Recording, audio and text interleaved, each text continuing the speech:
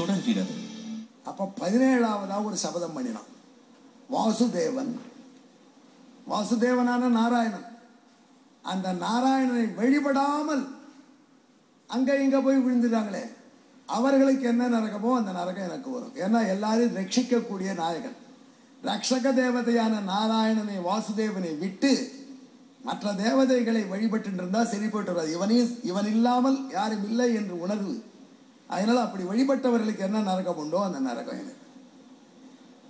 இப்பதான் கொஞ்சம் அலர்ட் ஆயிடுச்சு. இதான் ரொம்ப விஷயம் தெரிஞ்சவன். இதுவரைக்கும் எல்லாரும் சொல்லிடுவா. இந்த 17ஆவது சபதத்துல ஒரு நுட்பம் இருக்கு. ஏன்னு கேட்டா, வாசுதேவன் இந்த வேத மதத்துல சங்கர பகவத் பாதர், ராமானுஜர், மத்வர் அதான் லீடிங். அவன் 3 பேருக்கும் ஒருமித்த கருத்து ஒன்று உண்டு. அந்த கருத்தை தெரிஞ்சுட்டா பெரிய வேதாந்தி. அதை இந்த பையன் தெரிஞ்சுருக்கானு பிசாசு நினைச்சது. அதே அடுத்த சதவா சொல்லிட்டு எத்தனையோ தேவதைகள் இருக்கா. ராகு, கேது, இப்படி பல தேவதைகள் இருக்கு. நாராயணனும் ஒரு தேவதை. அந்த 10ஓட 11 அத்தோட இது ஒண்ணு அப்படின்னு நினைக்கிறவருக்கு என்ன நரகமோ அந்த நரகம் எனக்கு வரும். கொஞ்சம் நிதானமா கவனிக்கணும். நீ ஐயங்கார் இப்படிதான் சொல்வேன்னு நினைக்க கூடாது. அதுக்காகத்தான் சங்கர பகவத் பாதாள முதல்ல கோட்படு. சங்கர பகவத் பாதாள் சொல்றான், பகவத்கீதையில கண்ணபிரான் சொல்றான், இந்த பாருடா, எந்த தேவதைகள் பலன் கொடுத்தாலும் நான் தாண்டா உள்ள இருந்து கொடுக்கிறேன். லபதேகி ததக்காமான் மயைவ விகிதான் கீதான். பகவத் பாதாள் அவன் சொல்றா, எல்லா தேவதைகளும் பலன் தடுத்தா உள்ள இருந்து நான் தான் தரேன்னு சொல்றான். இருந்தாலும் சில பேர் அந்தந்த தேவதைகள்கிட்ட போறாளே, அதை பத்தி கிருஷ்ணனுக்கு கொஞ்சம் வருத்தம் தான். நேரம் எங்கிட்ட வாங்கிக்கலாம், கமிஷன்ல போய் வாங்கிக்கிறான், என்ன பண்றது, நான் தான் ஃப்ரீயா இருக்கேன் அப்படின்னு சொல்றார் பகவான். சோச்சதி என்று சங்கர பகவத் பாதாள் வியாக்கியம்.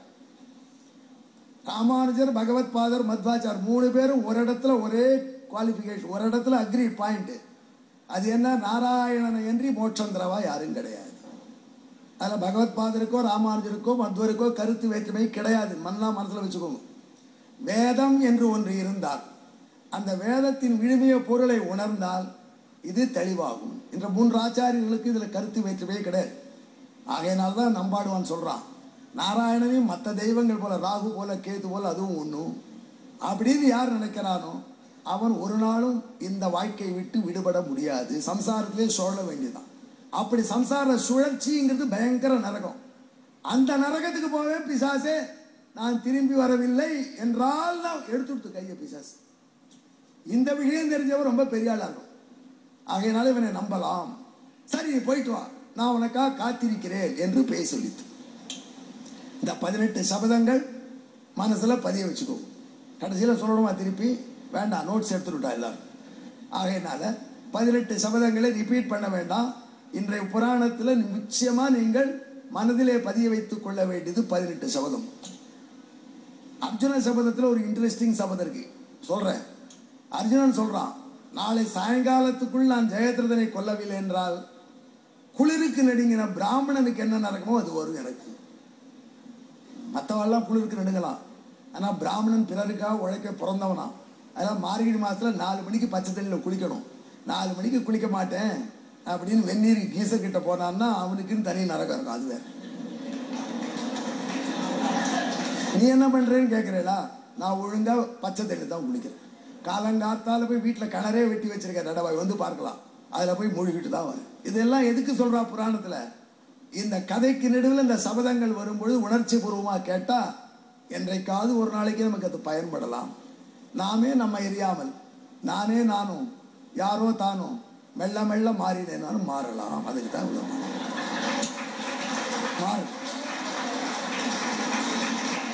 பேய் விட்டு கொடுத்து நம்பாடுவான் வந்தான். வந்து எம்பெருமான் முன்னாடி பாடுறான், ரொம்ப சந்தோஷத்தில் பாடுறான். ஏன்னா இதான் ஃபைனல், இந்த இன்னிங்ஸோட ஓவர், ரிட்டையர் ஆக போறோங்கிற சந்தோஷம். அந்த ஆனந்தத்தில் பாடினான். கடைசியில எம்பெருமானுக்கு எங்கனேயோ அன்னமீர்கள் என்னை முனிவது நீர், இது கைசிக்கப்படல தான் பாட்டு இருந்தா அந்த காலத்துல. அந்த திருக்குறளின் எம்பெருமானை பத்தி நல்லா பாடினான். எந்த பாஷையில பாடினான் அப்படின்னா, எந்த பாஷையில பாடினாலும் எம்பெருமானுக்கு பிடிக்கும், அவனுக்கு பாஷை தெரியும். இதை சொன்னவர்கள் ஸ்ரீ வைஷ்ணவ ஆச்சாரியர். யாரோ சொல்றா, தமிழ் நீச்ச பாஷை யார் சொன்னான்? கிடையாது. பாஷா கீதி பிரசஸ்தா பகவதி வச்சனாத். எம்பெருமானை பாடுவதற்கு மொழி தடங்கள் இல்லை. உங்களுக்கு அரபி தெரியும்னா அரபியில் கூட பாடுவா, பகவானுக்கு தெரியும், அவனும் சொல்ல மாட்டான். ஆக அப்படி பாடினான், நம்பாடுவான்.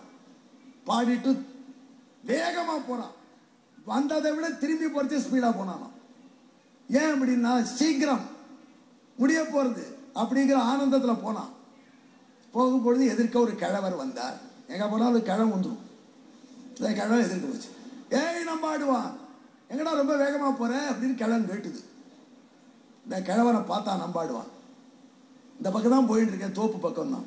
அந்த பக்கம் போகாத, அங்கே ஒரு பிசாசு இருக்கு. இந்த கிழவன் சொல்றது இப்போ. அந்த பிசாசு ரொம்ப பலமான பிசாசு, அது அடிச்சதுனால தப்பிக்க முடியாது. ஆகையினால இந்த பக்கமா போய் எங்க போற? அதை தேடிட்டு தான் போறேன்னா. ஏண்டா? அதுங்கிட்ட வாக்கு கொடுத்துருக்கேன், நான் திருப்பி வரேன்னு. அடப்பைத்தியம், வாக்குறுதி எல்லாம் மீற வேண்டிய காலம் ஒன்று உண்டு. உயிர் போற சமயத்தில் வாக்குறுதியை மீறலாம். 5 இடங்கள்ல போய் சொன்னா பாவம் இல்லைன்னு சொல்லி அதை முதல்ல சொல்லி உபன்யாசத்துல தெரிஞ்சுக்கணும்.